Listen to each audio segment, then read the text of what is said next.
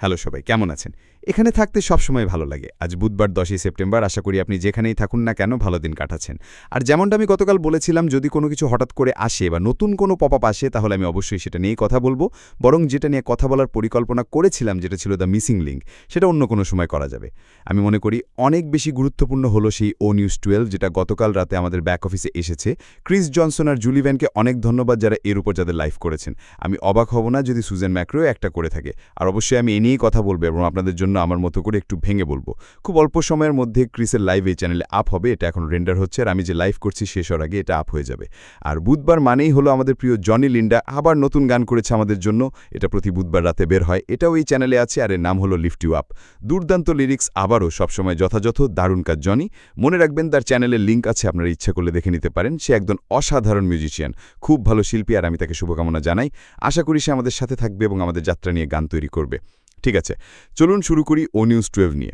এখন অবশ্যই আমি এটা নিয়ে কথা বলবো এবং আমার দৃষ্টিভঙ্গি আপনাদের দিব। মনে রাখবেন, আমি যখন মতামত বলি এটা আমি নিজে বলছি, এটা কর্পোরেট থেকে আসেনি, এটা আমাদের সিইও অ্যাশমুফারে বলেননি যে রেড তাদের এটা বল না। আমি বলছি এটা শুধু আমার মতামত, আমার দৃষ্টিভঙ্গি, হয়তো কয়েকটা ডট জোড়া লাগিয়ে বিষয়গুলোকে একটু পরিষ্কার করার চেষ্টা।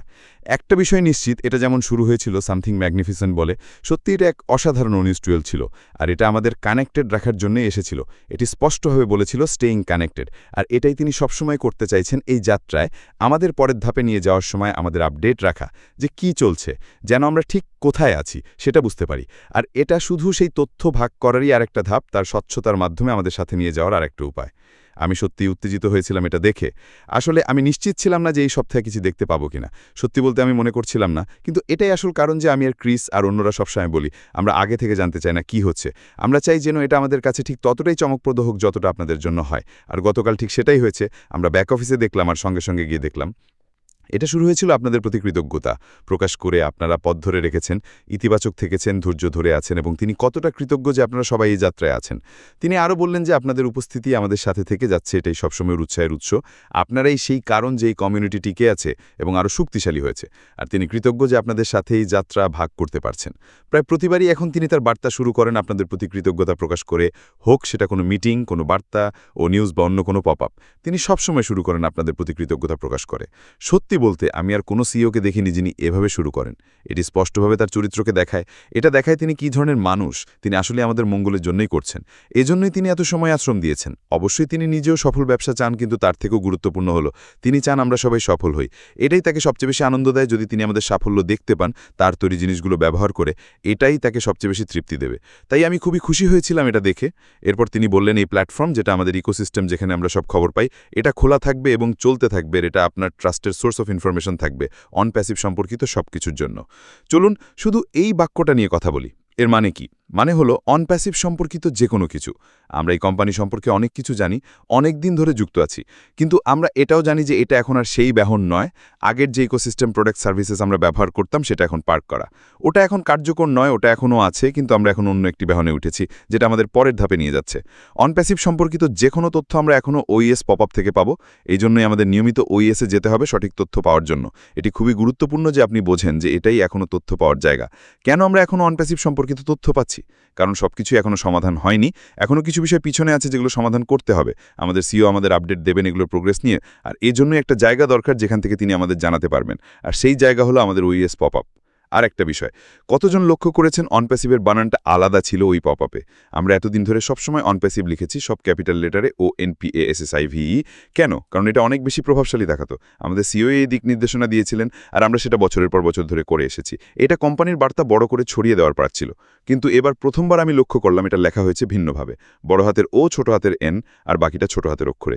কেন এটা হলো? আমার মতে এর কয়েকটা কারণ থাকতে পারে। প্রথম কারণ হতে পারে লিগাল কারণে। যদি আপনি এসএসসি মামলাটা অনুসরণ করে থাকেন, সেখানে যেভাবে অনপ্যাসিভ লেখা হয়েছিল ঠিক সেভাবেই এবারও লেখা হয়েছিল। বাইরে গিয়ে আন্দাজ করা কি হতে যাচ্ছে এটা আমাকে ভাবিয়ে রাখে। আশা করি আপনাদের ক্ষেত্রেও একই কাজ করে। এটা আমার মস্তিষ্ক চালু করে দেয়। আমি ভাবি কি হতে যাচ্ছে, এটা হতে পারে, সেটা হতে পারে।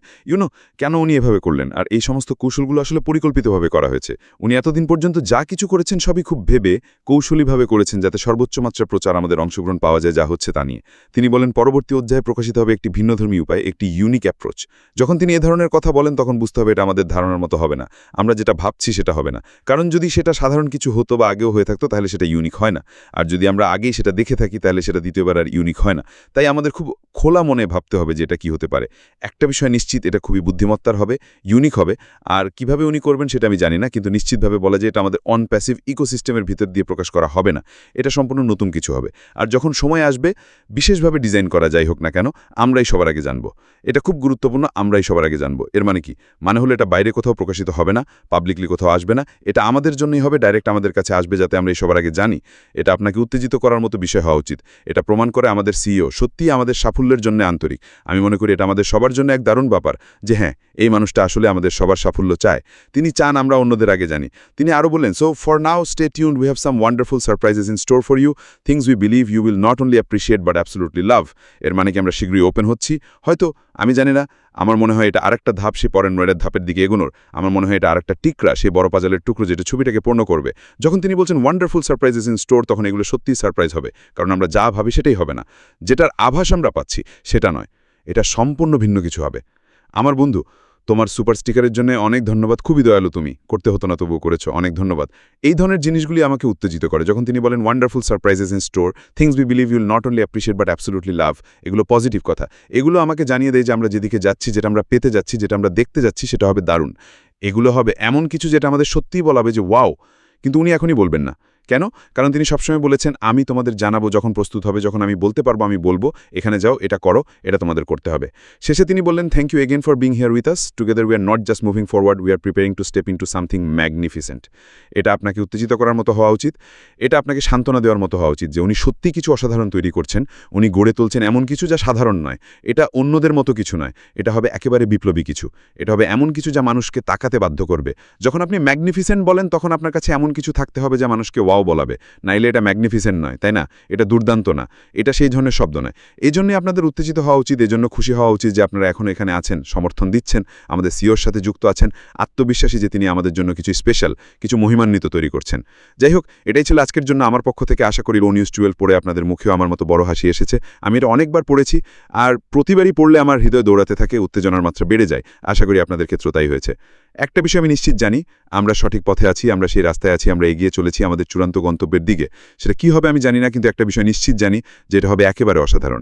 এটাই ছিল আমার পক্ষ থেকে। আগামীকাল আবার কথা হবে। এখনকার মতো বিদায়।